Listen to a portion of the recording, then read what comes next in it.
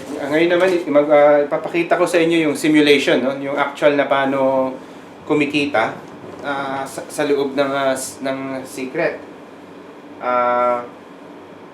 Halimbawa, no?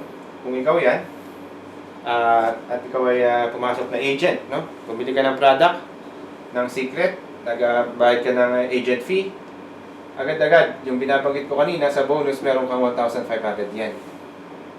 Ngayon, kung nag-recruit ka ng isa, no? Kunyari, ang kinuha lang niya ay yung 7 lapad na package, yung premium, no? Yung nibang. No? Meron kang 5,000 yen. Tapos nag-recruit ka ulit ng isa.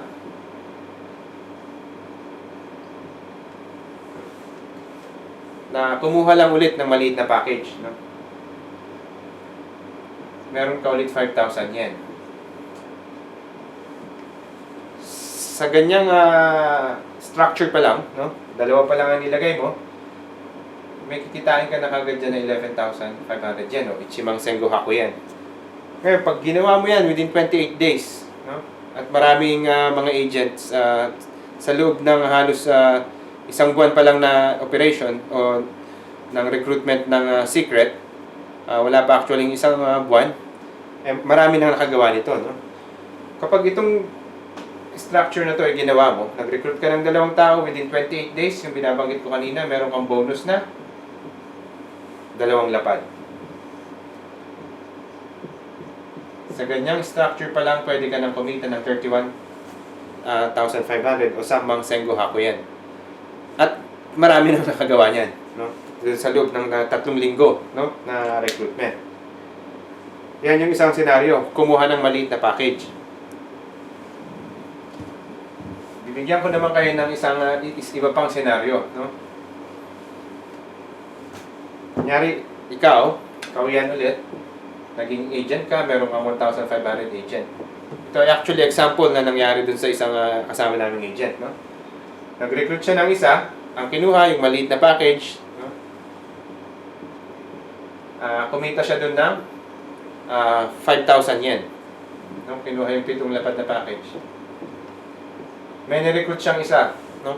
Kinuha yung malaking package, no? Yung Ichiban o yung premium. O yung special agent package, no? Hindi pala yung premium. O yung Juhachimang. Sa Juhachimang, ang kikitain ng agent ay Ichimang Goseng.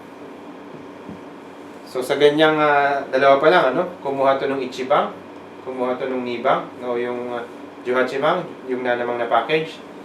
Sa ganitong structure pa lang, meron ka ng 21,500. At nagawa yan ng isang agent namin within 28 days, no? May bonus siyang 2 lapad. Sa ganyang structure pa lang, meron na siyang 41,500. At 2 tao pa lang ang pinag-uusapan natin dyan. Okay? Ngayon, yung 5,000 at 15,000, kung meron ka ng 2 tao dyan, actually, yung mga kasunod mong re-recruitin, kapag kumuha ng nibang, o yung 7 lapad na package, kunyari, nag-recruit ka ulit ng 7 lapad na package, sa 7 lapad na package, ang susunod mo nang makukuha dyan, 1 lapad na kada tao. No? Yung unang 2 tao mo lang ang Goseng, no? At kung kukuha ng Juhachimang yun, kunyari yung kasunod mong tao ay ang kinuha na niya na Juhachimang, 3 lapad na ang makukuha mo dyan. No? Yung Goseng at Ichimang Goseng, kung kukuha nung maliit at malaking package, yung Ichibang at Nibang na package ang tawag nila, yung unang 2 lang. Lahat ng kasunod na mare-recruit mo, kumuha ng maliit na package, 1 lapad. Kung kumuha ng Juhachimang na package, 3 lapad ang sa'yo doon. No?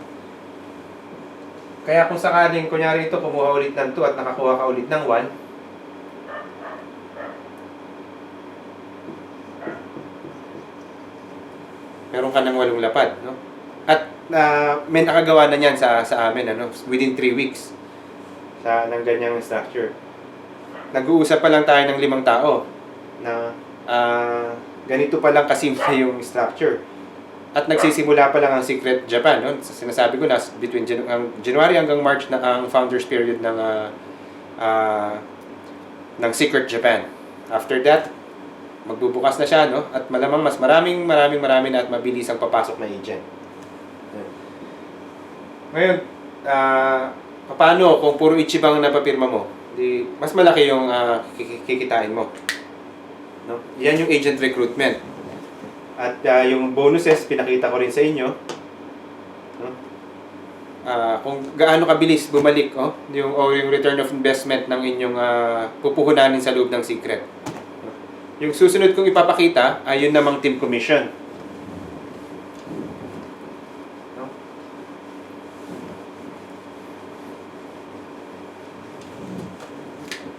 Sa team commission, halimbawa ikaw ay nag-recruit ng tao,